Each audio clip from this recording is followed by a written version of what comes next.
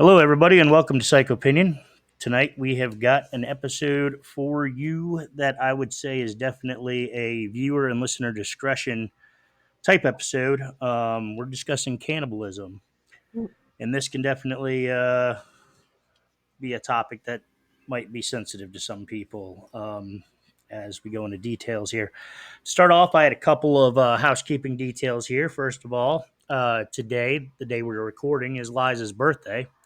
So I wanted to go ahead and say happy birthday, Liza, even though she couldn't be with us today. We're thinking of her and we love her and happy birthday. Rob is obviously not with us today due to this whole COVID bullshit. Hopefully he'll be feeling better soon. And I also wanted to let you guys know that I'm still adding the original YouTube episodes. So please keep checking those out. Those are fun old episodes. And we're going to kick off tonight with cannibalism. So I was looking up a lot of things on cannibalism, and I was doing a lot of research, and I found a whole slew of things that I thought were really interesting. Um, Cannibalism is not as rare as I thought it was. I mean, it's not like it's necessarily happening next door to you, but there have been multiple times in history that cannibalism has arose. Um, so we're going to talk about that a little bit.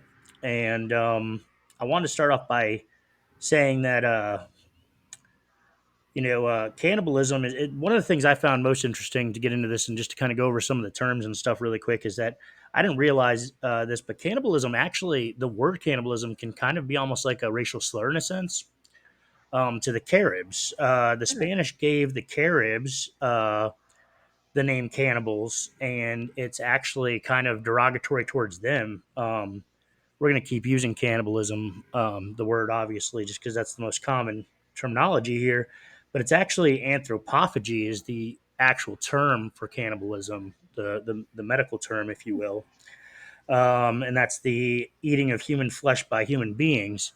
Um, for that one, it specifically refers to humans. Cannibalism refers to animals as well. And there are over 1,500 species that practice in cannibalism just because they do. You know, it's nature, I suppose. And I also want to throw out there another term is people that consume one's parts of their own body would be considered auto cannibalism or auto sarcophagy. So that's really interesting. That I was thinking about that and I was like people that consume themselves, and I guess that could even go as far as to say like people that like really gnaw at their chew their fingers up and Fingernails and yeah skin around their and nails and scabs and everything. Yeah. things like that. It does also it actually does also pertain to drinking blood. I looked that up because I was like, are vampires would they be considered cannibals? Now there's two trains of thought on that, and it says that the blood constitutes the vampiric diet and speaks to vampirism as thus a form of subset of cannibalism. So it technically, to one report I read, it did say there's cannibalism because technically consuming the blood of a person would be considered cannibalism. But the other argument to that, which also pertains to zombies, is are they really human at that point? Like, is a vampire human? I guess they start off as human, just like a zombie, but at that point, are they human? So that would be what would kind of qualify them for that, in my opinion. So, um, but anyway, the Caribs, they were found that they didn't even necessarily involve themselves with cannibalism as much as they did using body parts as trophies was more of their thing, I believe, than actual cannibalism. So with that being said, you guys want to get into some movies, or we could talk about a little bit of the history of places where this has popped up a little bit, or oh, I did have one here. In case you guys were wondering, human flesh technically falls into the category of red meat. It has the consistency of beef. The taste, however, is more subtle. So, and then on top of that, it also said that the best parts of the body to eat would be muscles and brains. However, with the brains, you have to be careful because brains have a have prions in them, which would cause you to have sort of a mad cow disease effect. So you probably don't really want to eat the brains. That'll make you go fucking crazy. but you might want to slow cook some mussels. I guess would probably be my uh, recommendation from what I've learned. I'll keep that So in mind. please do. Um, I mean, it's crazy the amount of people that I found that have eaten people. Even one of the most famous ones there is that movie Alive, 1993. Steven, do you remember that? Oh yeah. Jen, yeah, Uh-huh. where Hmm. where they I it was remember it. I believe it was a Uruguay Air Force flight. If I remember correctly, 571 I think was the number.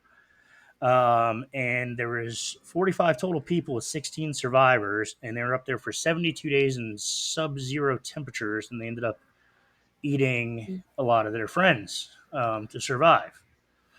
So that is Yeah. a movie called Alive from 1993. If you want to check that out and see some more details on that, that wasn't that long ago. The movie itself was based in 70s, but the movie it was made in 93.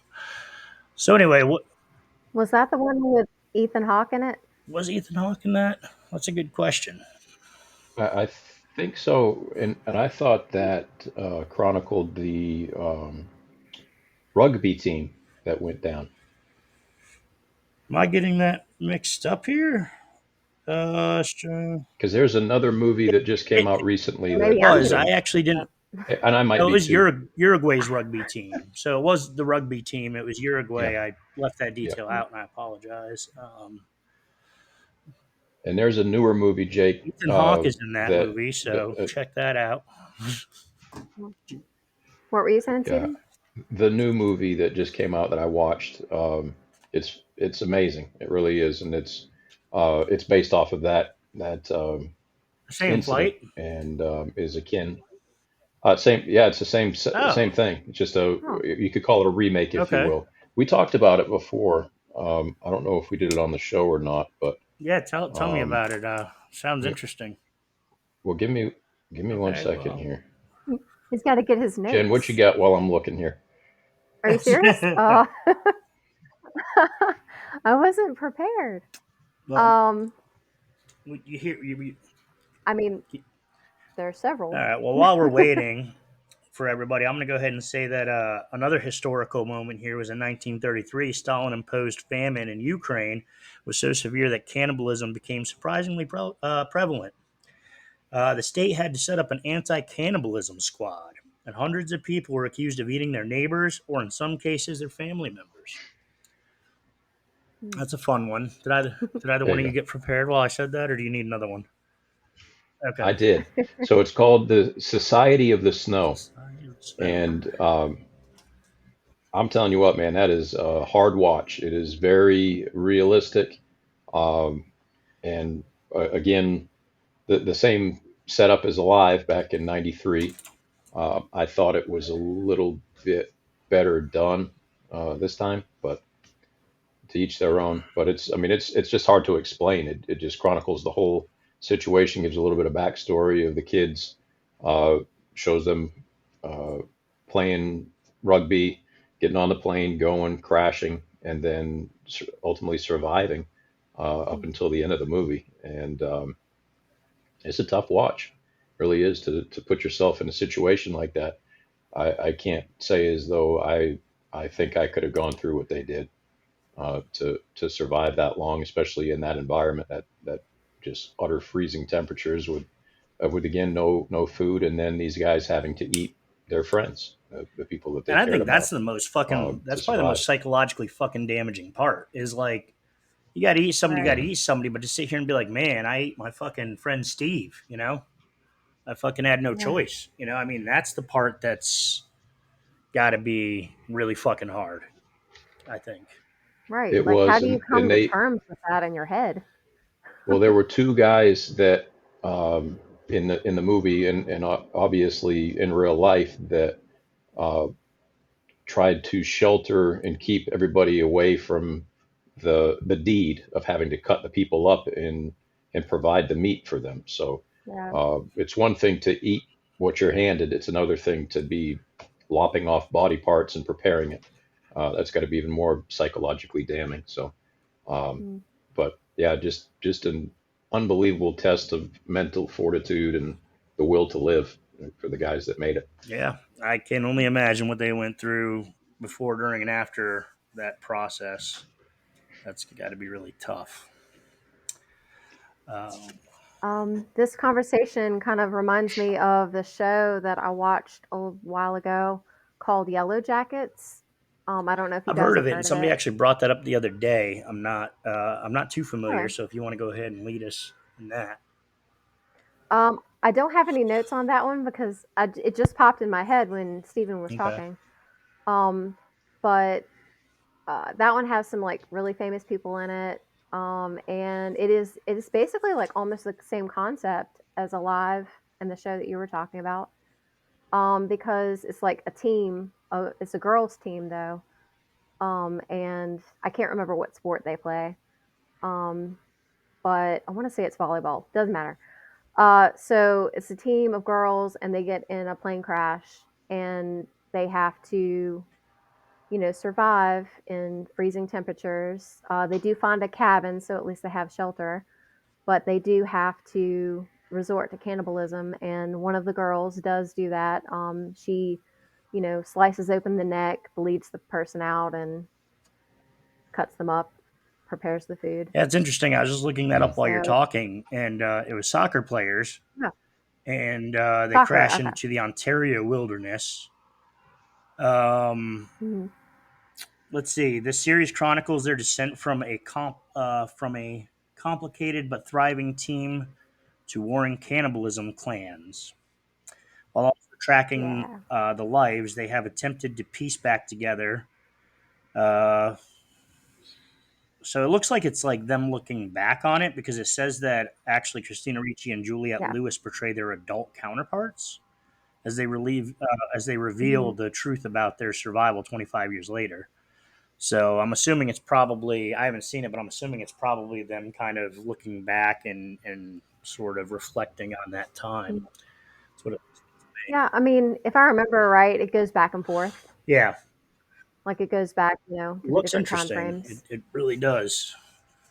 Yeah. So, Oh, it gets crazy. It does go into, like, their psychological oh damage, yeah, the after effects of that. I, Some great acting in that show, I by can. the way. Christina Ricci does, like, an Well, Christina amazing Ricci is job in that amazing. show. I mean, she's and even Mhm. even Juliette Lewis is pretty good. Um, so yeah, so when I was watching and looking through movies for this, I was kind of noticing something about cannibalism movies, which is they go from the absolute like almost slasher, murderous, inbred, crazy hill folk to your very intelligent, very high societal, if you will, types like Hannibal Lecter and even the guy in the movie Fresh that we're going to discuss. But Yeah.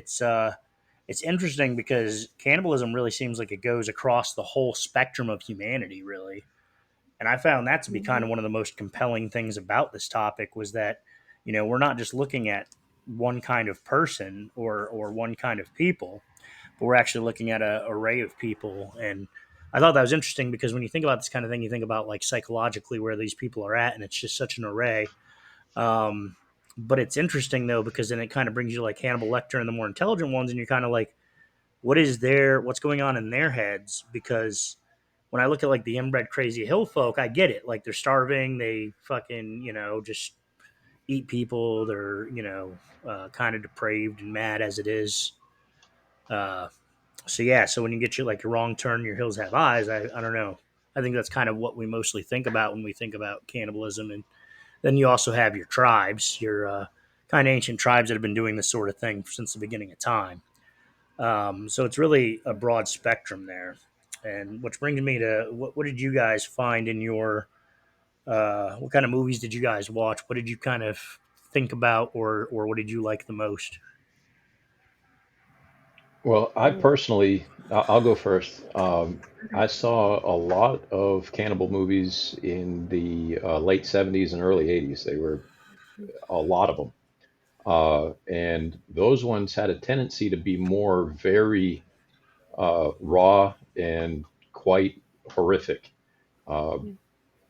Although there were a handful of ones that were more on the line of comedy as well. So they Mhm. were still trying to make light of it and kind of kind of joke about cannibalism. But I found there to be a lot more um, serious movies during that time frame, and not only serious but very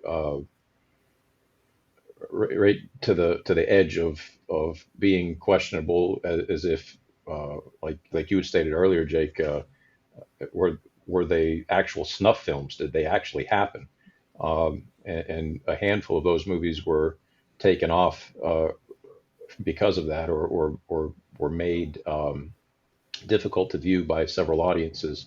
I don't know what entity was the one that shut them down, but I know of at least two movies during the 80s. I think both of them were 1980 that they canceled because it was just too much about it that seemed too realistic, and possibly could have had some real situations where somebody could have potentially been killed in the movie. So Yeah, and some um, of those movies. one of Sorry, which I was going to say some of those movies. no one of which No, Yeah, no, well, there you go.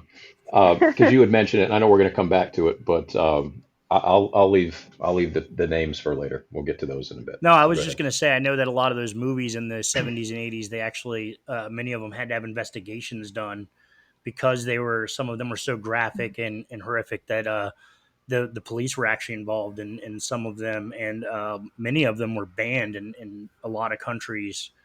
Um, and I'll throw it out there right now, but I know that some of our cult classic horror fans have been waiting for me to say these words, but Cannibal Holocaust, which I'll talk more about, in a little bit, but that one was banned in 55 countries, and they actually did kill the animals. Those were real deaths.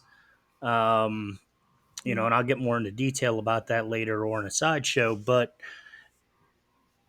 some of it was really hard to watch. And it's funny because now, I feel like Green Inferno, Eli Roth's Green Inferno, that was, that came out not that long ago. And that movie is very graphic, but it's like for whatever reason, when you're watching that movie, it's all fake. It's well done, but it's all fake. Those 70s and 80s movies, it's hard to tell even. Like you're kind of sitting there looking like, fuck, that looks kind of real. Um, and I don't know. I don't know really what the difference is because it must be the practical effects, or whatever. But it seems like it was almost more realistic in a way, the way that they did it. And yeah, it was crazy. I was reading a lot about that and kind of some of the investigations that happened during those things and the banning in countries and things like that. So yeah, but I was curious, Steve. What was some examples you came by? Do you remember the names of what you were seeing? Well, there was another movie at the same time period, actually 1980, along with Cannibal Holocaust, called Cannibal Ferox or Pharaoh. I don't know if the Hmm. X is silent or not.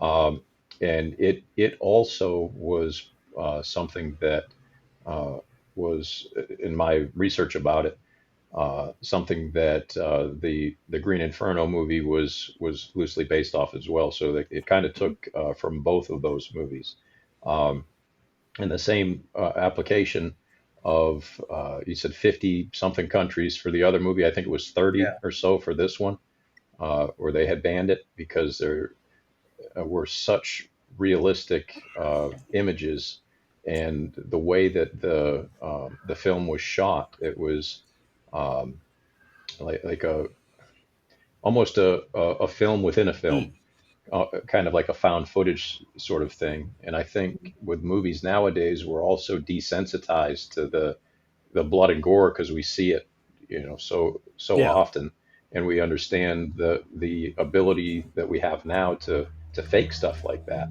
Uh, versus something 40, 50 years ago didn't have the same ability to do that. So when you slice somebody's throat and they bleed out, or you cut somebody in half, or do something like that, you really have to be doing something to make that look realistic. And if it does look that realistic, which it did in those two movies, It definitely drew some red flags for some people. Yeah, that's crazy. Yeah, I definitely agree. Um, with Cannibal Holocaust, it was a lot like that. However, it was funny though because I do remember one part where one of the tribal people was shot and there was like zero blood. So that was when I was kind of. But anyway, they did with the detailed stuff they wanted to do. They really detailed it.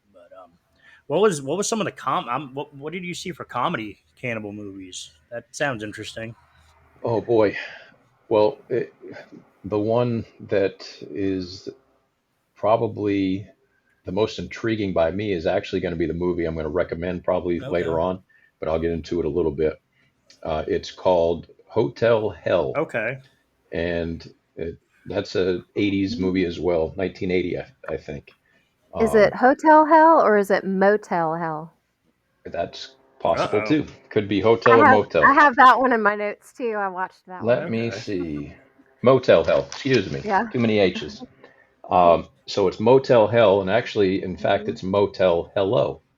And Yeah. the O short circuits on the sign. But this movie seems hilarious. So the patrons that come into Motel Hello are actually brought out back, and they are buried to their shoulders, and like little daisies, their heads popping out of the garden, and they gorge them and feed them to fatten them up, and they put little bags over their heads. And so there's actually a scene where there's like 20 people out in this back garden, and all their heads are under bags. Uh, it's a little bit funny, but it's also a little unsettling. And so what these people were doing, I think it was a brother and sister ownership of that motel, that they were fattening them up to turn them into sausage, because that was Yeah. where the real money was selling their sausage, as opposed to just making paying the bills for people coming into the motel. So I thought that was quite comical. There was another one called Parents, which had I have that one on my list Randy. too. Or okay, well, you go for this one then. Go ahead. No, no, you can't. You can talk about No, no, that's go. That's you do it. I can talk forever anyway. So go ahead. it. Okay. Well, I'll talk about Parents. It was done in 1989. But the movie is set in like the It's got my man 1950s. in it, Randy Quaid. I want to Um, throw that out there. I fucking love Randy yes, That's Quaid. right. Randy Quaid, It's my dude. and he does an excellent job.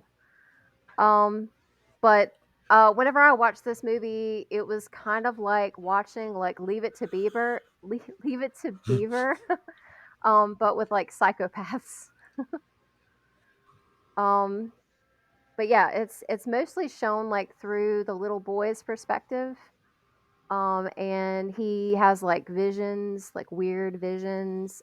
This movie is like very, uh, I guess maybe stylized might be the right word. It's very like colorful and almost like a Tim Burton movie, like Edward Scissorhands, like the beginning of that when they're like in the town. It's almost kind of Okay. like that. Um, but yeah, it's shown from the little boy's perspective, and he watches his parents grilling meat and cooking dinner, and the meat looks really strange. He like questions it, and they are very evasive in the way that they like answer him back. And he really like suspects something, and he's not getting any real answers.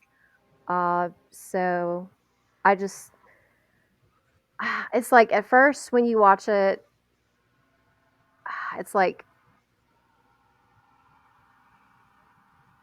you're not even like sure if the kid is like just imagining these things or if it's like they really are cannibals. Hmm. So Yeah, yeah, I mean you kind of get it like towards the end on whether or it not also that's true. plays, and I guess this would speak to realism due to the fact that it's from the 50s. But the female, the mother, the spouse, is very submissive. She's agreeing. Hmm. She kind of falls in line with her husband.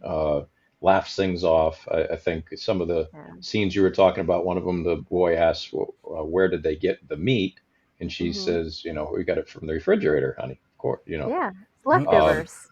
exactly. And he was wondering why he was eating meat leftovers, every day since as long as he could remember. So, Yeah. um, but yeah, that was an interesting one. And then again, one that just takes it to the comical level. So, Of course, um, anything with Randy Quaid is going to be kind of those are the light. He only, was never really much of a serious oh actor. yeah, Love the yeah. guy, but he's definitely more of a comedic actor. You know, the Oh, shitter for was full. sure. You know, yeah, I think that. So I bought that um, movie, and it's like you can choose to watch it in French. I think that movie was very okay. big in France or something, or I bought it from France or Was it something. really? It was because when I first got it, I was like, "Is this movie French?" And then I realized there was. But I was like, "There's no way Randy Quaid knows French," and I'm not trying to knock the guy, but I just can't imagine that he's a fluent French speaker. But anyway, that's a side note. So where were they sourcing their meat from? Was that neighbors? Was that did they Uh-oh. say? Would you like to take this one, or would you like me to Go answer? ahead, keep on. um, so the father, he works as like some sort of mortician Mm, or some sort of scientist. It's like a little bit unclear exactly what it is, but he definitely works with like dead okay. bodies. And the kid actually like follows him into his work and sees him putting body parts in a Well, sack. I mean, with the price of meat these So, days, I can definitely see that being a good way to cut costs. Just, yeah. just saying. Uh, Oh, maybe we I should mean, all do I that. went out tonight to buy some chicken, and I couldn't believe how much it costs. That was, I mean, there's a lot of people. People are everywhere. So I mean, if you play your cards right, that's free meat. Anyway, I Yeah. digress. Let's. I mean, if they're already dead, hey. Yeah, I mean, well, the fresher the better. I think when it comes to anything like that. But anyway, that's all a joke, Yeah. people. Sorry. So I guess I really spent a lot of my time with watching stuff I've already seen to catch up and to do Cannibal Holocaust. But Texas Chainsaw, of course, all of the Hannibal movies, Hills Have Eyes, Wrong Turn. I did have parents down here. Yeah, a young boy living in 1950 suburbia suspects that his parents are cannibalistic murderers. Um, so There's another movie from 1980 as well, called Cannibal Apocalypse. Have you heard of that I one? haven't even heard of that one. Mm-mm. So that one, there were two Vietnam veterans that came back from war, and they brought back like some virus that caused people to become cannibalistic, and I guess the weird thing about that was that you had to be bitten in order to get the virus, but in order to bite somebody, you'd have to be cannibalistic to start with, I guess. So, um, chicken or the egg type of situation. But that was another one that it seemed 1980 was pretty popular for uh, the first word of the movie to be cannibal. So that was the third one Huh. there. Um, there was also one called The Forest. Have you heard of The That's Forest? not the Mm-mm. Japanese? I'm Is not. that the Japanese movie, The Forest, where people go to commit suicide? No, it's That's the Forest I'm thinking of. no, and yeah, this one was Oh, 1982. okay, yeah, Again, that the was a early, while ago. yeah, the early That was early a year before I 80s, was born. and I kind of brush stroked this one, so I don't have a ton of information on it. But ultimately, there's a guy in the woods. His wife had died, and I think he was left with two children that ended up somehow either killing themselves or dying as well. And so he's haunted by their ghosts throughout this. But for whatever reason, he lives out in the woods, and any campers or hikers or anything that comes by, he cuts them up and eats Hmm. them. Um, in fact, let me backtrack.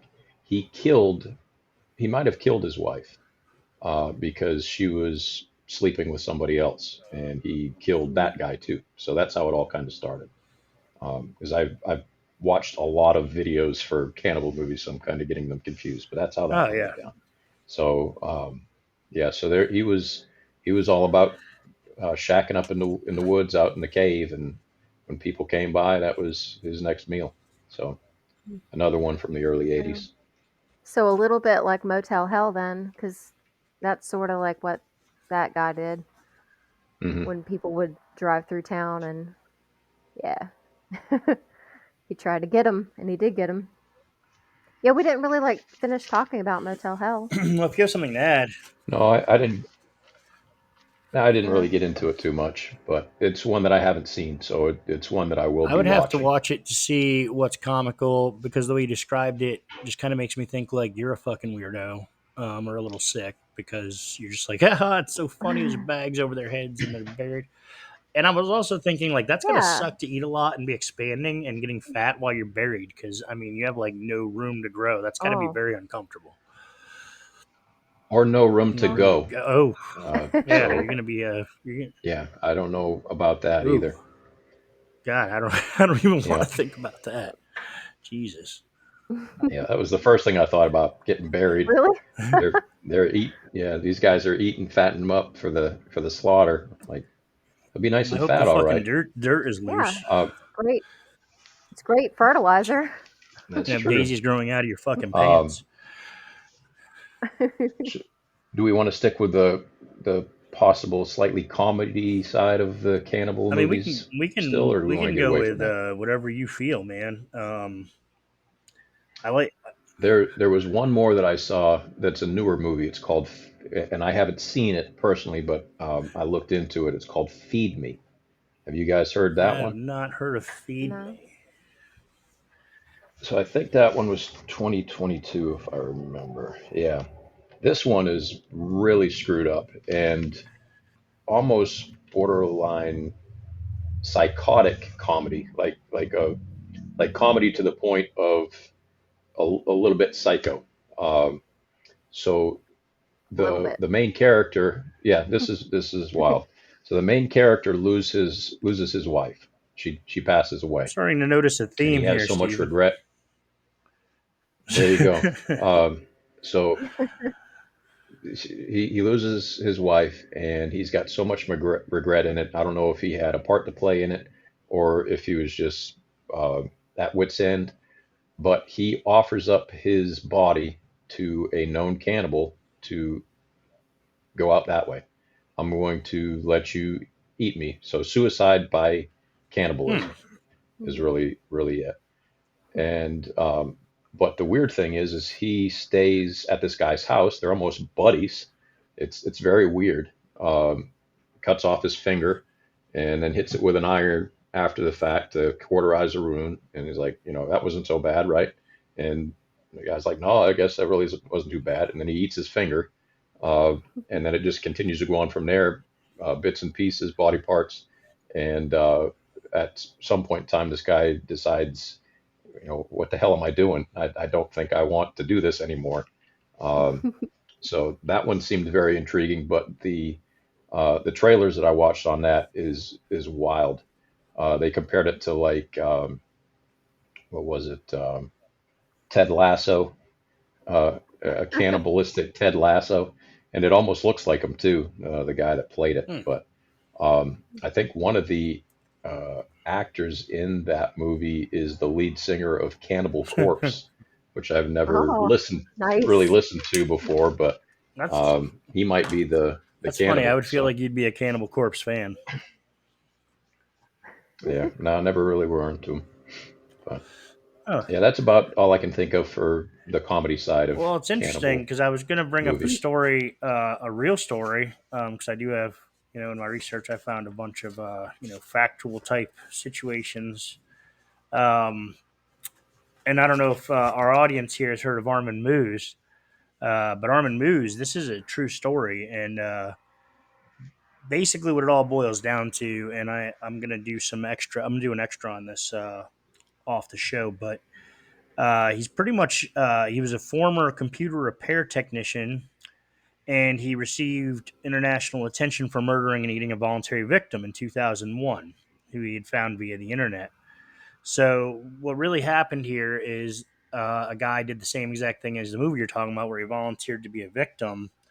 And I'll just give you the beginning here, so that maybe you might tune into my show if it interests you. The Jake Psycho Opinion Side show about Armin Moose is so this guy volunteers to be eaten, and the first thing they do is cut off his penis, and they try to eat his penis, and they basically realize that a penis is not very good eating. Like it's just, and I can imagine why. Without going into too much detail there. Why, Well, Jake?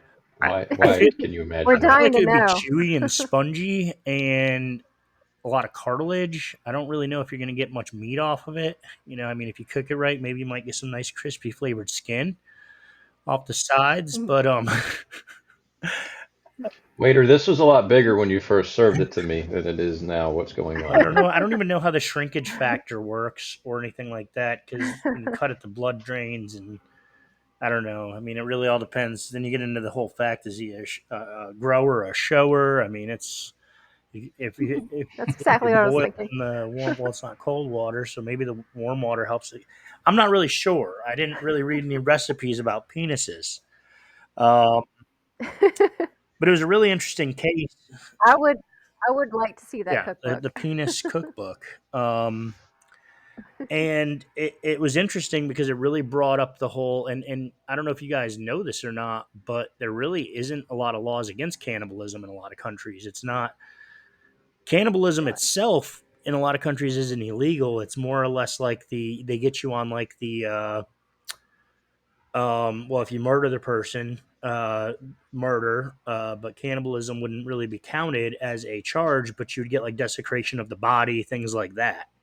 So they kind of work around Mm. the cannibalism thing because cannibalism just really isn't in a lot of the law books, and I was reading about that as well. So it was kind of an interesting case as well because this guy volunteered. So it's kind of like, you know, I think there's a lot of moral kind of issues at play with this case and things like that. Because when it comes down to it, it's kind of like if somebody volunteers to be eaten, I mean, is that really a crime? I don't know. I don't know. Mm. But I will be doing much more on that here to come, and check out the Jake Psych Opinion Side show. So, yeah, the I don't know if you guys ever saw this, but my very first movie, I remember my very first movie that I remember about cannibalism was called Ravenous, and I'm not sure if you guys have ever seen Ravenous, but it had David Arquette in it. I remember David Arquette in the movie, and it also had, I believe, Guy Pearce was in it as well. Guy Pearce, yeah, Robert He was. Carlyle. Have you seen it, Steven? I haven't, but I looked Okay. into it. So that movie was, in my opinion, it was a great movie back in the day. I haven't seen it recently, so I can't really say that it stands. But the description of that is That was 99, it is 99. 1999. Yep, 101 minutes. And Not bad. anyway, in a remote military outpost of the 19th century, Captain John Boyd and his regiment embark a rescue mission, which takes a dark turn when they are ambushed by a sadistic cannibal. So this movie here deals a lot more with the idea, and I think this is interesting. And this goes back, you know, centuries to ancient times, but the idea of eating somebody and obtaining their strength, kind of thing like that. Like if you're weak and you eat somebody, you kind of gain their strength or their. I don't know. I believe it's almost. I would think it would almost fall into like more of a spiritual type thing because I don't can't imagine that the flesh itself would give you strength. Maybe so. But yeah, so I thought that was a really interesting take on it. Is just kind of like almost eating people to like get their strength or ability or whatever. I have heard somewhere about people that, eat like monkey brains, and the reason that they do it is because they think they're going to get smarter, but I don't get that. Monkeys aren't really that smart. Yeah, that's definitely a species. But I have heard that rumor anyway. Yeah, well, they did that in Indiana Jones in the Temple of Doom, the chilled Yeah, monkey brains. the monkey brain. Yeah. Yeah, so That was one of my favorite parts, and they which is never really yeah. explain why, but I mean, you also have, I believe it's Hannibal, where he ate Ray Liotta's brain and was feeding it to himself. Actually, Mhm. a lot Oh of yeah. people think that that's probably one of the sickest moments, and I could see why. But yeah, the obviously the Silence of the Lambs and the Hannibals fit into this category. Um, and I would really like to get into the psychology of that because, like I was kind of talking about earlier, is what makes somebody so educated interested in eating humans? There must be a reason. Any takers? Hmm. I mean, I always looked at it as two ways. Obviously, to do it because you want to, and to do it because you have to. Hmm. Um, like uh, the plane going down and being stranded and marooned or whatever, and it's life or death situation. And even then, some people were willing to say, "I'm not going to cross that line, and I'm going to die when I die." But I could never quite grasp or understand the idea of doing it for the sake of just doing it, unless there was no other food source. Just seems strange to me, but it has been going on for since pretty much the dawn of time. So um, I couldn't tell you. I never really thought too much about it, but I have contemplated through watching movies and just um, running parallel scenarios in my head of if I were forced to, could I? And you know, that's a tough thing to Well, contemplate. they say it tastes like beef, but it's much more subtle. So, in case you're, That's yeah, what you say. um, Doesn't sound that appealing. yeah, I don't know if I want subtle beef. I think I'd rather have beef. Yeah. The Well, the interesting thing is kind of going into another movie here, and I don't know if Steven caught this one, but I believe that Jen did was Fresh, and Oh Fresh, yeah. the way that that's set up is really kind of it is for the higher class. So you have this guy, and he like makes Mhm. these women basically fall in love with him and gets them to go away on this romantic getaway with them, and then he pretty much drugs them, locks them up, and cuts pieces of their body off to send to rich people that basically subscribe to his meat service, if you will. And he holds on to things that Mhm. are personal of theirs because it kind of in the movie appears as though these guys kind of get off on having things of the woman that they're eating or whatever. In that case, I Mhm. would say it's almost like it seems to me almost like some people are so rich. I think some people in the world get so rich that they just run out of shit to do, and it's like, well, what's the next thing? What can I do that outdoes the next rich guy, or what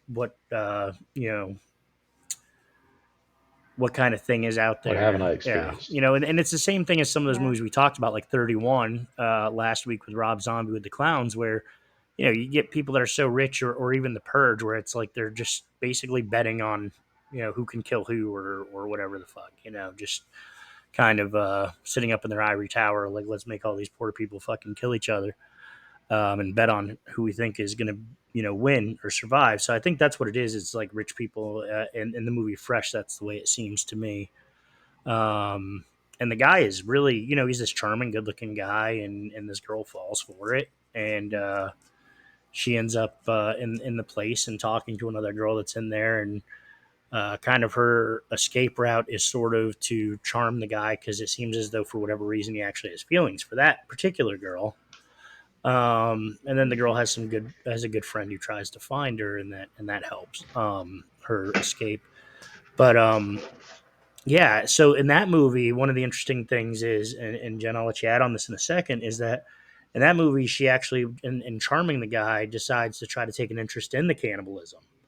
So he like cooks some Mhm. food for her, and she's trying it to try to make him trust her, and things like that. As a side note, at one point in time, he pisses her off, so she takes one of her ass cheeks, I guess. And so she's But I don't know. Anyway, didn't seem to me like she was missing an ass cheek when she was walking around the house. But I guess maybe I was just looking hard. Well, maybe you saw the other one that he didn't take. Maybe, and that was just a nice shape, so I doubled it or something. I don't know, but Maybe she had enough ass that that small portion that he took, she still had she a was a lot of very petite ass girl. left. What I would wonder is, did it taste like ass? That would be a good question. I couldn't answer that one. Jen, what was your take on Fresh? I'm curious as to what you thought about it. Oh, I loved Yeah, it was a this great movie. movie. This Yeah. You already kinda did the summary, so I'll skip that. Um, I really liked that they depict her as, like, being very smart. And also she's, kinda got some fighting abilities because they show her, like, Yeah. boxing or Uh-huh. something, like, towards the beginning. So I thought that was cool. Um, and her friend really, like, helps her out, like, big time. Like, I hope that I have at least one friend that's gonna, kinda catch on, like, "Wait a minute, something's not right here," and investigate like Oh her yeah. friend did because, wow, I mean, Oh yeah.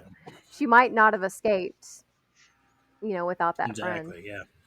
Um, but yeah, it's like it was really well done. It's written really well, it's directed well, the soundtrack is, Soundtrack was yeah, awesome. great. Yeah. I'm gonna have to look up that soundtrack later and add it to my playlist. Um, oh, there is like one little thing that I noticed. I'm not really sure if it's that noteworthy though. When they're doing like the boxing at the beginning, um, so they're kind of like talking about fairy tales. And the main girl says something like "fuck Ariel." Um, and then later, I don't want to spoil it too much because I don't want to do too many spoilers. But later, there's the whole thing with the guy's wife. Mm. And she's missing a leg.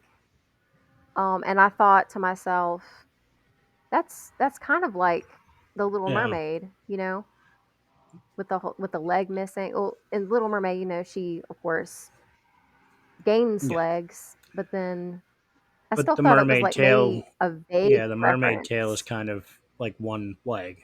Yeah, symbolically. Yeah, Uh, yeah, and and exactly. I Kind of a vague and I didn't reference, notice maybe. that, but I mean, a lot of directors do that kind of thing, throwing those little like Easter eggs and kind of Yeah, foreshadowing and things like that. I never noticed that. I'm gonna have to listen up when I watch it again. yeah. I didn't notice it the first time I watched that movie, which was around the time that it came out. I only noticed it on my second viewing, which was much more recent. Yeah, but that movie was definitely well done. I would highly recommend that movie. Now, I'm like not a musical guy. I never saw Sweeney Todd, but that came up on my list. Was there anything that either one of you wanted to mention about Sweeney Todd?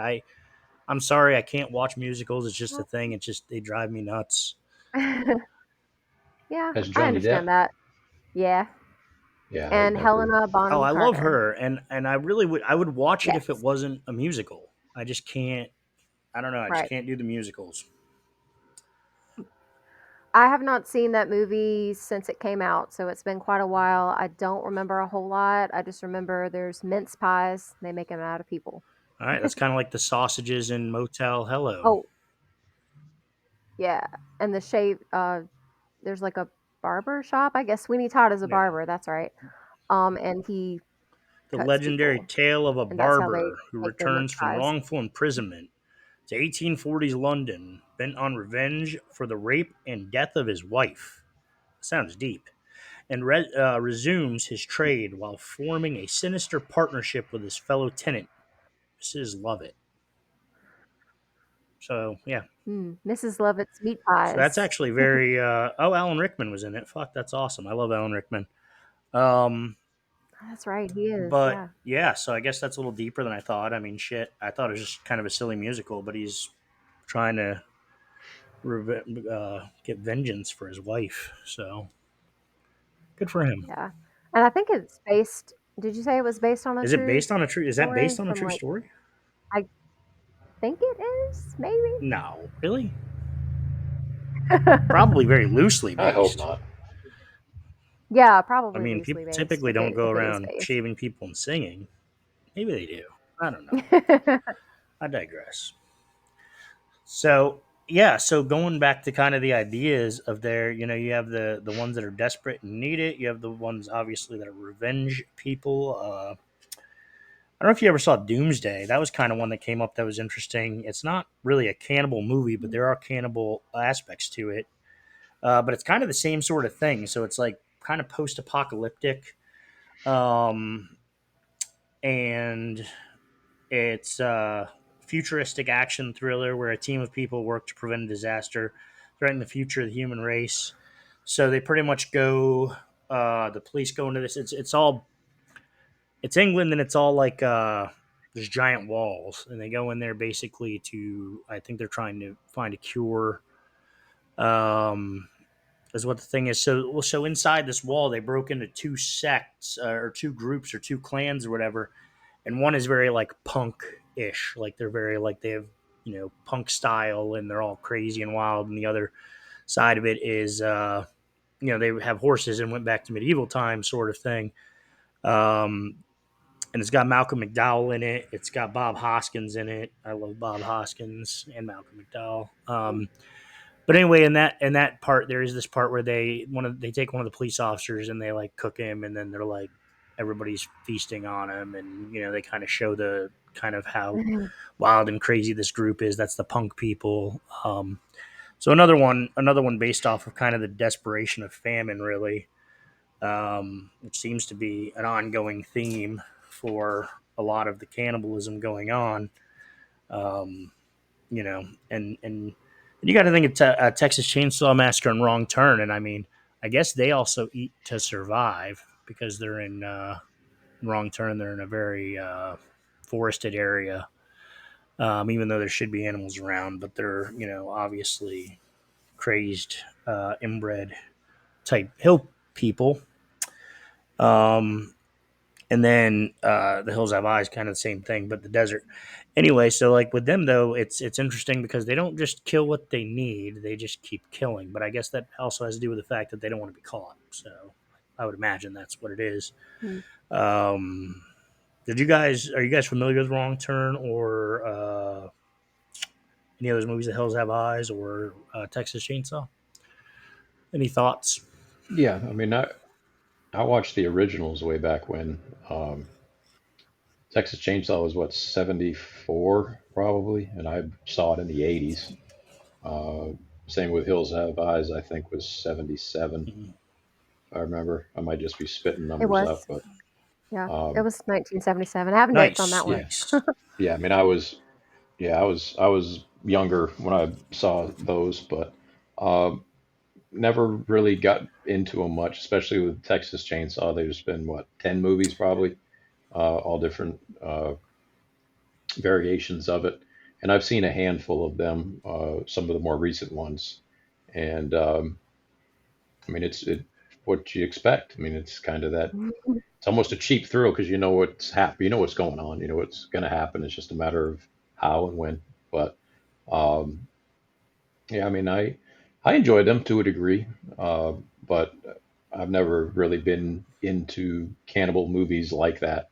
Uh, there were two movies, one of which that I watched this past week that are uh, very similar to each other. I don't know if you'd really call them horror. I think they're more thriller, drama, apocalyptic type of things. One is Book of Eli, and Oh, then the one that I watched here recently, is called The Road. oh, the road. Yeah. And yeah, I've I don't read the know if book. you. Oh, There you go. So you we have know an all about it. intellectual in our midst. Uh, I have some. yeah. Well, I didn't read. You read the book. How long did it take you? Did it take you an hour and a half? Because that's how long it took me to watch the movie. Uh, it definitely took me longer than an hour and a half to read it. Yeah, I liked it. I really did. That type of movie is one that is you can understand the realistic side of it, that there is no food. So with The Road, it starts off, well, first of all, it's got Viggo Mortensen and Charlize Theron are the two main characters, or at least the big ticket people. and their spouses. Um, she is pregnant in the beginning, and there's really no um, backstory, but they wake up one night and the world's going to shit. There's like I don't know if it's earthquakes or different things, but it cuts back and forth in between timelines. But ultimately, it's Viggo Mortensen with his son, who's 10 years old most of the movie after he was born. Um, During the time of him growing up, his wife decides that she can't do it anymore. They hunkered down in the house for as long as they could. They were fearful of the people that would and what they would do to her or the child. And she ultimately ended up taking her own life because of that, just going out into the cold and saying, I'm done. Um, but he has one revolver with two bullets, and he tells his son, if we get caught, this is how you end it. And because he doesn't want him to get eaten, there's virtually no food. Mhm. There's some bugs here and there. Most of the resources have been tapped out. They go house to house, a lot like The Walking Dead, Mm. and into buildings looking for what they can find, and there is very, very little to find. Um, but throughout the movie, there are several different groups and people that are either after them or after other people, and there is a lot of cannibalism in that movie. It's virtually the only food source until they are able to find something else. But it's a really cool movie. It kind of gives you the sense of realism that if this were to happen, this would be the type of circumstance and situation you might find yourself in, and um, what would you do, and how long could you go Mm. for? Um, so there were a lot of emotions at play throughout that movie too, between him and his son, and some of the other people that they met. Who could you befriend, or who could you trust? That's Right.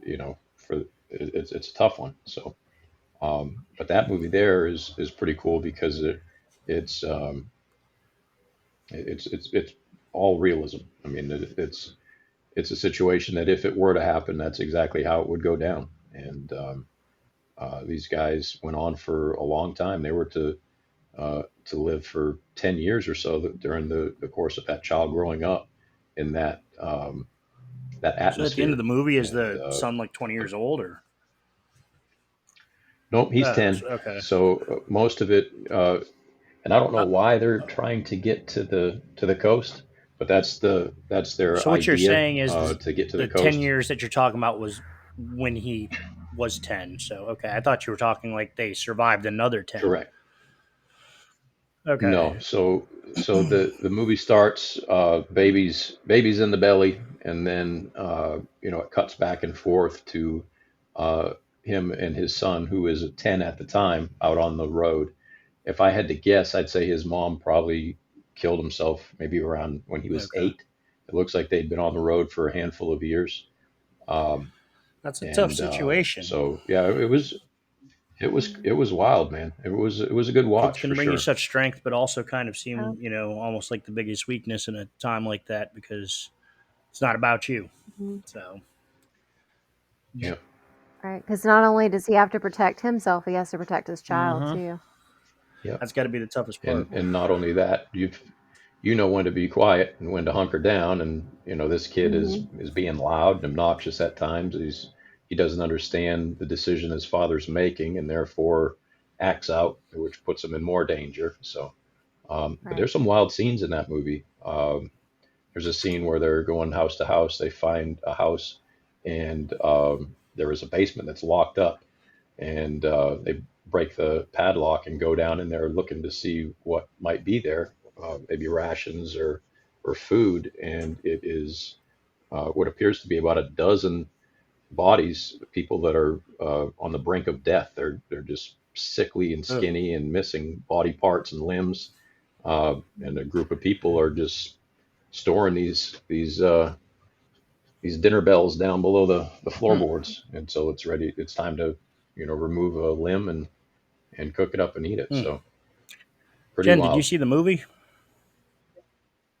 I did not see the movie. I've only read the book, but it's a heartbreaking book. Like I I was gonna cried a say I little at was the kind of end. wondering how close to the book the movie was. From what he's telling me, it sounds like it's pretty close, except I don't remember them going back and forth too much as far as the time frame goes. They don't really talk very much about the wife. They do a little bits and pieces, like you get like some context clues or something Hmm. about like what happened Mm. so far back in the past with the wife. Might just be to add Um, some. and it's just from Might his just be to add memory, some more Yeah, emotion to it, in the movie because right? some. Yeah. brief. It was brief flashbacks to why he was Yeah. feeling a certain way, or whatever he was dealing with in the moment, how it's correlative to what they dealt with in the past, and to also give Charlize Theron a little bit more screen time for the movie as Uh, well, because she's virtually, non-existent She's throughout a the movie. beautiful So woman. I don't mind her mhm. being in it more. yeah.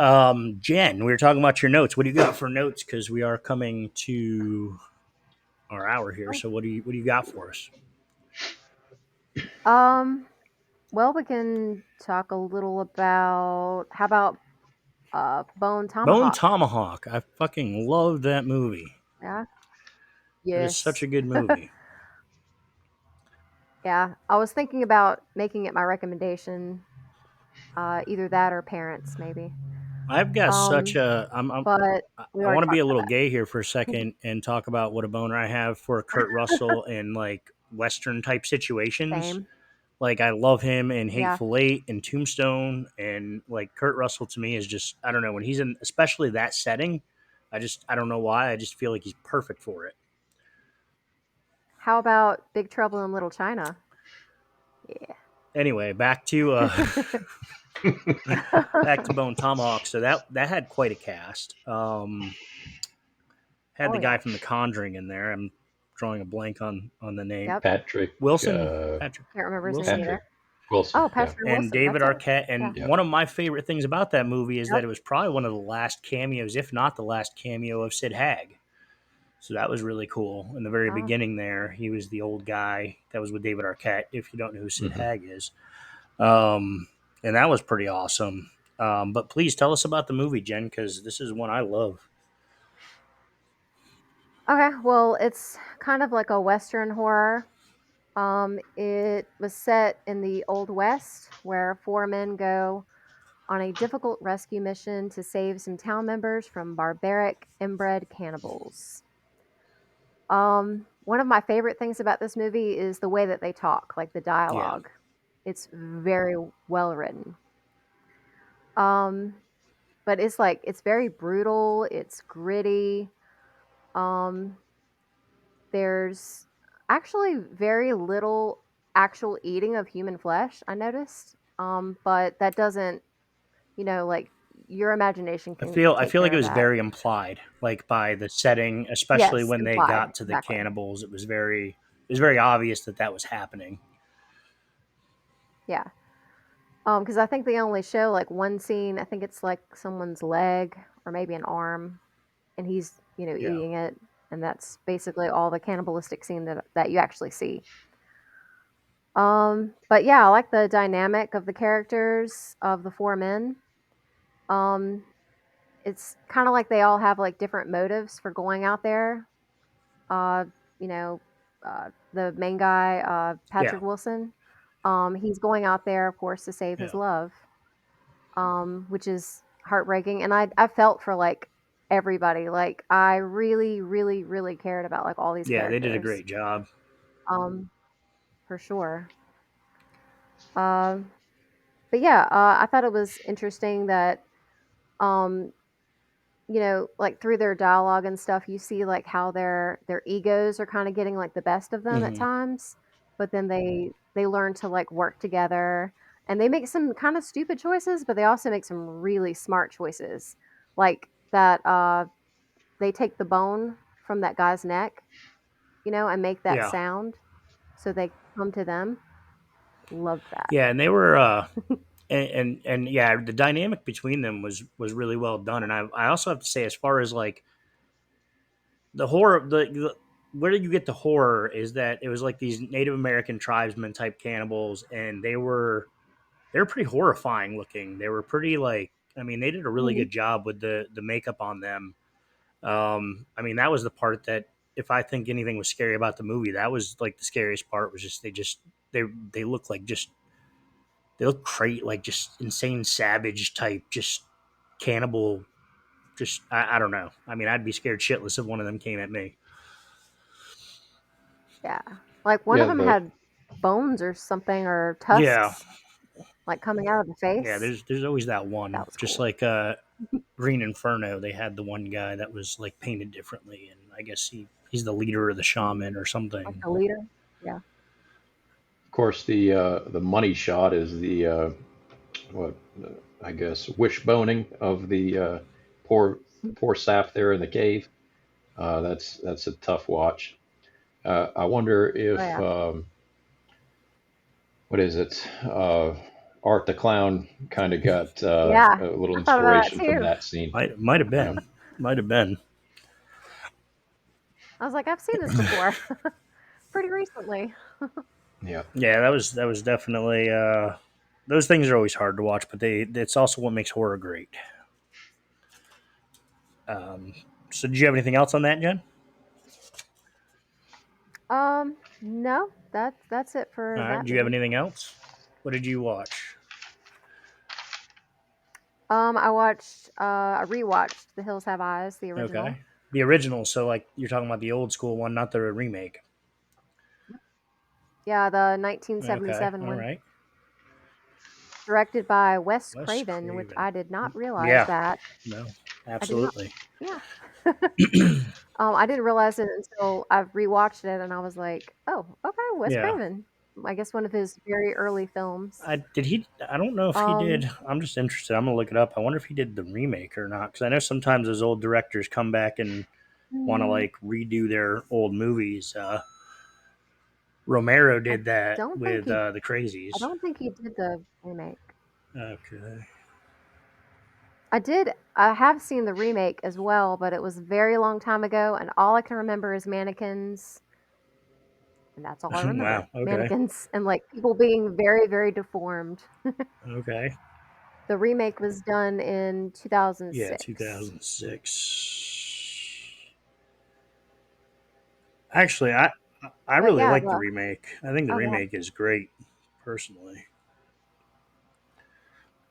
Oh, I'm sure it's well done. I just don't remember it very well, and I didn't have time to watch that one, like rewatch it. Alexander Aja, I guess, is the director of the remake. That's what I was trying to find out. Uh, I think he did a phenomenal job. It's kind of interesting too because it also ties us back a little bit when we're talking about cannibalism because the father in the remake was Buffalo Bill in Silence of the Lambs. mm, He was also the main detective or cop in Monk, and I don't know. I like that. yeah. I I like love that Monk. guy. So he's Yeah. pretty interesting guy. But he played Big Bob in the remake, the father. The remake. I think the most horrifying scene in the remake is when they actually attack the camper, and they're like raping the one sister in the back and in the back of the camper, and they find out that the baby's there, and then they go to steal the baby, and they end up Mm, like killing the mother, and that whole scene was like crazy. It all starts off with them actually because Big Bob went to try to find help, and then they set him on fire to kind of distract everybody so that they could mm. ravage the camper there, and that was a horrifying scene, but also as far as horror goes, very well done. But what are your That was also done in the original as well. Everything that you just said. yeah? Well, Uh, but but wasn't there also mannequins in the remake? Why do so the I remember mannequins in the that? remake that you're thinking about, That was not in the yeah, because original. they really Huh. spice it up with the whole. So they were out there Isn't there like a mining. fake Hmm? town? Is there like a fake Yeah. town? It's a fake town. It's like they Okay. were out there mining, and then they did all the nuclear testing and stuff, which is a big reason why they're all Mm, deformed and fucking scary looking and shit. Yeah, because yeah. those were the people that didn't want to leave the mines, so they ended up staying there. And I guess what we're looking at is generations of deformity from Mm. nuclear and probably incest. The original didn't have them very deformed. Um, they they just say something about like that one guy's son. He's like the store owner. His son came out looking, a bit deformed, and then he, around the age of 10, got like really crazy, burned a house down, and the store owner like kicked him out of the house, and that's why he lives in the hills in the original. And then that little boy, of course, grows up and finds people to rape or whatever, and has a family of his own.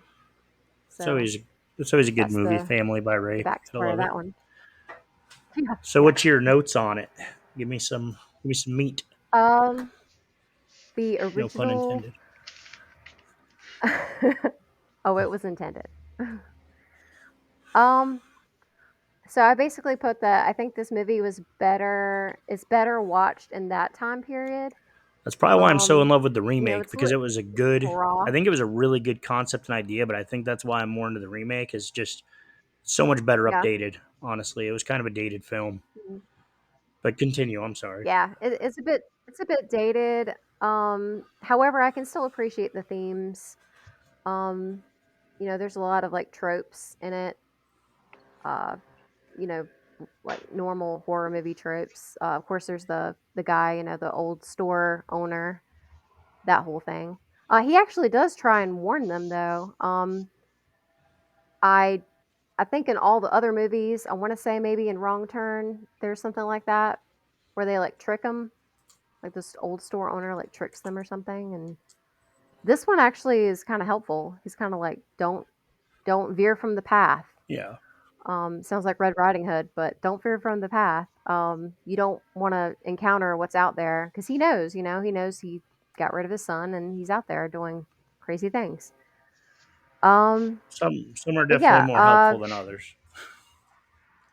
yeah. Well, this one was pretty helpful. They didn't listen, of course. They're stupid suburban Americans. They're going to do what they want to do. This is America. Uh, but yeah, the movie, this original, it ends very abruptly. And I don't want to spoil it because I'm trying really hard not to spoil anything this time. Oh, you can Um, spoil things. but I don't really want to. But yeah, when I watched this movie, I was like, what the hell? Like at the end, because it really like ends abruptly. Um, but the more I like thought about the themes, the more I like kind of got like why they did that. So I was like, okay, this kind of makes sense. But at first, it was just like, Yeah. what? It ends like right after a really like violent scene. It's like Yeah, I think the boom. ending to the remake is probably a little more fulfilling, quite honestly. But Yeah, I'll have But to to touch rewatch on the that. spoilers, I just want to make sure that our listeners understand you can skip ahead if there's something that we're talking about that you don't want to spoiler on. But the only reason that and the concept of this show and the reason that I say we can go ahead and spoil things is because I always wanted to watch movies and then talk to people about them because I love talking about movies when I see them and stuff. And that's kind of more of what the show is based on. Is kind of just like the idea of, hey, you like those movies? I like those movies. Let's talk about them. So I mean, that's the only reason I'm not overly concerned about the spoiler alerts. If anybody has any questions about that, is just because this is kind of more of just a show to make people like I would like to listen to something where it's like, hey, it's like I'm in the conversation about these kind of movies or whatever. So yeah, anyway, I just Yeah. want to throw that out there in case there was anybody that was worried about spoilers. That's just the only reason why I'm not too concerned about it is because the concept of the show is more about just discussing these kinds of things and not really feeling the need to hold back. So, is there anything else that you had for us, Jen? Oh Actually, wow, yes. okay. This may be a Yeah. long one, guys. Um. Yeah. Sorry. I rewatched another movie that I watched originally when I was in my mid 20s. It's a Oh, French movie, so it's foreign, and it has subtitles. But I remember when I watched it in my 20s, it really, really affected me. Um, like it was something that I would occasionally just think about. Um, so it's about a woman who goes to a party and she injures her leg very badly.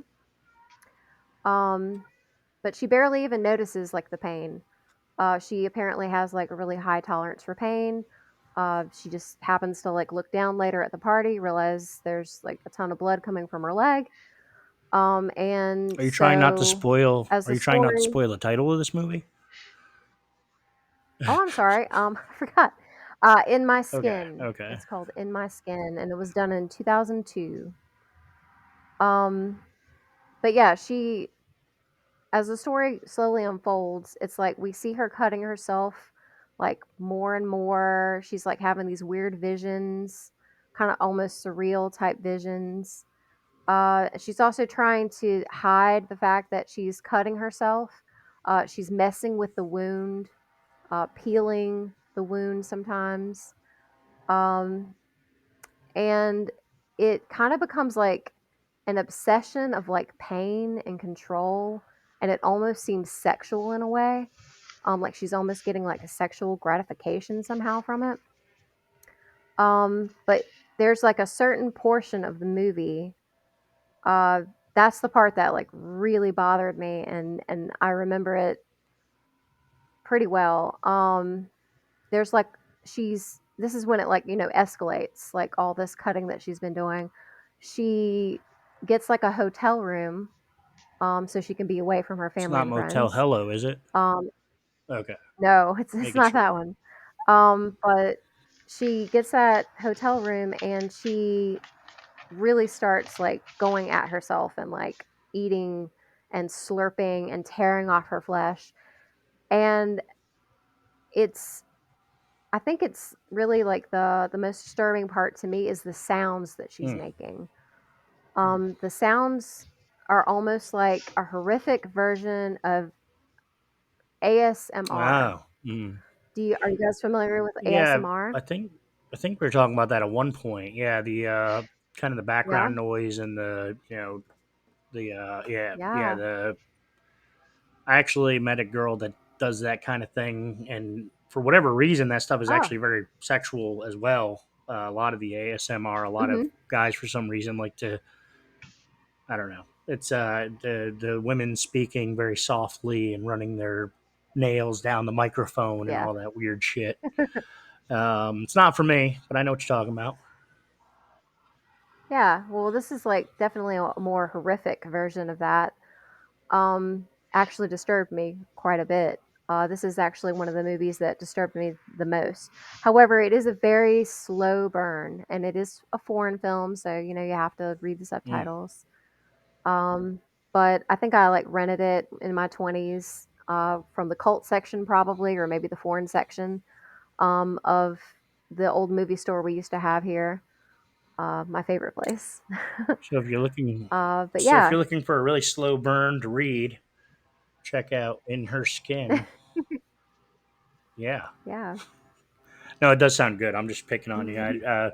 I have to really be in the mood for subtitles personally. Right, yeah, and that's a movie that I think I mean, at least for me, it's not a group type of movie, it's more like an alone type of movie because I don't usually, like, bring a group of friends over to, like, "Hey, let's watch a foreign film," because then it's, like, too Hey, you hard to guys want to come over and focus fucking read? on, like, reading. You guys want to come over Yeah, and read a movie with me? um All right. Did you have anything else pressing that you wanted to introduce to us, or we are past the hour now? Steven, was there anything that you had to add, or you would like to add? No, I guess would we uh, recommend a movie at this point? Yeah, we can go ahead and recommend a movie. Before we recommend the movie, I want to close out a little bit by saying that hopefully you can expect the next couple of days here some Jake's Psych Opinion Sideshow, which is a new thing that I'm doing with this show to kind of hit some of the larger topics or stories. They're going to be shorter than the podcast, but they're going to be, uh, you know, just kind of going over interesting stories or things that we really wanted to add that might have been too lengthy to put in the podcast. So, look for that. And also, we'll be having Liza coming up in a couple weeks here. She's going to be in the Psych Opinion studio here with me, and we're going to be doing a serial killer show. So that's Liza's thing, and we're going to be happy to have her back to do that. Also, happy birthday, Liza, like I said earlier. And please like, follow, and listen, and all of that. And we'll get Rob to do some crazy shit for you. At this point in time, let's go ahead and have our any closing remarks and or recommendations. We'll start with you, Steve. All right, I'll give you a quick one. It's a Norwegian Oh, film, fuck. so it is subtitled in English. Um, from 2020, it's called Cadaver, and it is set in a kind of like a nuclear holocaust type of setup where the people that are alive still are very hard pressed for food and for other things, and so there's this large. Um, I think it's kind of like a hotel restaurant type of setup that they invite certain people in for a free meal and a show. And so this family this is invited to this show. They sit down, they have a meal, they are asked to put on a mask, and they are allowed to walk free throughout the building and see different scenes of this kind of play that goes on. Of course, being that we're talking about cannibalism, you can imagine what they might have been eating in the Hmm. beginning. But it's an interesting watch. It's not the greatest movie I've ever seen, but it's definitely worth seeing. And there's some pretty cool scenes to that one. So that'll be the one I'll recommend, and I won't hint at too much more. And you said the name of that was Cadaver. Cadaver. Okay, check that one out if you want to Yep. read another movie. Cadaver. Jen, what you got for us?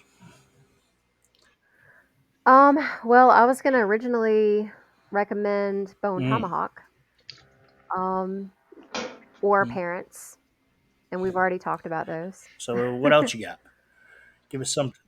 I do have another I do have another movie that I watched, but I don't know if I would really recommend it. It wasn't one of the better ones. It was okay though. It was called We Are What We Are. And that one does go into more about like the whole prion uh Yeah, Kuru thing that yeah. you were Hmm. talking about.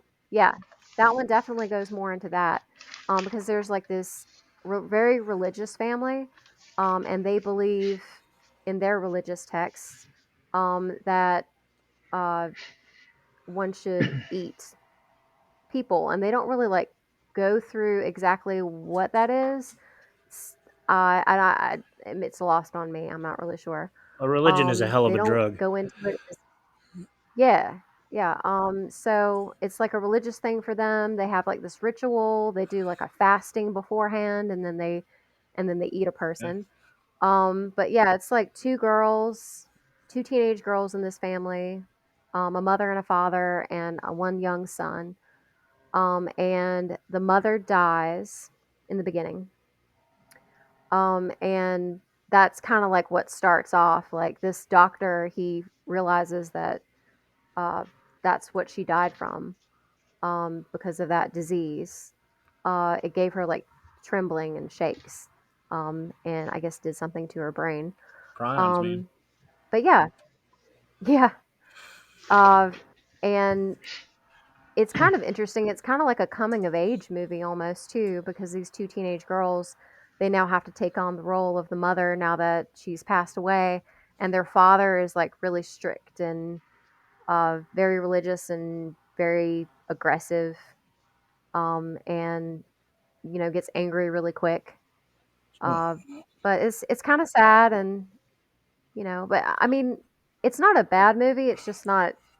I wouldn't say it's my favorite. We are what we are. Yeah. There's actually a torrential rain that kind of illuminates some things to the police, if you will. So there's that side of it as well. That it's not just what's going on in their family, but now they've got people looking into that and as well. Oh So yeah. So you've seen it? I haven't. Oh. I've seen enough of it. I started to watch it, Oh. and I You was started it. not. Okay. Yeah, I started to watch it and I was like, eh, Steve would not. and then I started Yeah. skipping. Steve would not recommend Yeah, this so one. So this is definitely a genre. no, Yeah. it's I agree with you. It's not the best, but I mean, Yeah. it's not terrible. It's not bad. Right. It's not terrible. So I'm gonna hit you guys out of left field tonight. I actually watched a movie over the weekend. I was actually out celebrating Liza's birthday with her, and we want something we do is we stay up and we watch horror movies together. We've been doing it forever, and we came across a movie called Cobweb, and it's fairly new. Um, and honestly, I would have a little bit of a complaint about one moment in the movie with the CGI, and I'm not saying this is the greatest movie I've ever seen either, but I am saying that we were watching this movie and it was pretty creepy, and it was like, I mean, it definitely kept me entertained. It definitely kept me awake, kept me watching, and I really liked how they did a great job in that movie of you're trying to figure out what the truth is through the whole movie until you get to the Mm-hmm. end and find out the truth. But I don't know. I actually thought it was a pretty good movie. It was pretty. It was a good watch. It was definitely one of those ones I'd say watch it once at least because it was entertaining to me, and I haven't found a lot of brand new horror like super entertaining. There have been a few, but that one I definitely say it's worth a look. It was easy to watch, and you know I would say Cobweb. If you guys haven't heard of that one, and I believe that's streaming on Hulu right now. So if you want to go ahead and check that out. It is. I'll two thumbs up that Did one you as you well. like that I one? liked it. I, Yep, I I thought it did. was a really Yep. good easy watch. It was just there was nothing overly complicated about it. It was and I don't know. Did you get that vibe too? Like I was trying to figure out what the truth was through the whole thing. I thought that was pretty cool how they kind of kept giving you doubts. Like oh maybe this Yeah, maybe that, and I thought it was pretty cool. I enjoyed it. So thank you for the. I recommended a better movie than Jen because I got the two thumbs up from Steve. So Okay. just throwing that out there as a bragging point.